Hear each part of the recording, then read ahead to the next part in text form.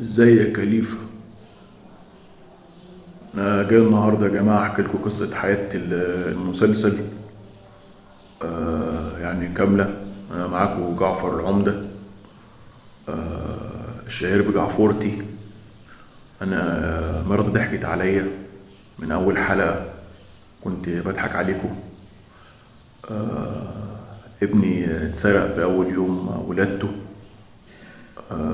فضلت 30 حلقه ادور عليه لحد ما عرفتكم وزهقتكم في عيشتكم، بس المسلسل عجبكم في الاخر وكسر الدنيا.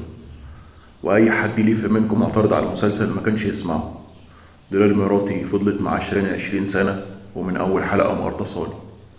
لقيت ابني من أول حلقتين، بس قلت بقى إيه عشان مش هبوظ لكم المسلسل، مع إن كل حاجة كانت بتقول إن هو ابني، بس أنا إيه قلت إيه ما أضيع وقتي معاكم. ما تزعلش يا ليفا، بس كل سنة وأنتم طيبين. وأي ليفا عجب منكم المسلسل يعملوا لايك. مع السلامة يا ليفا.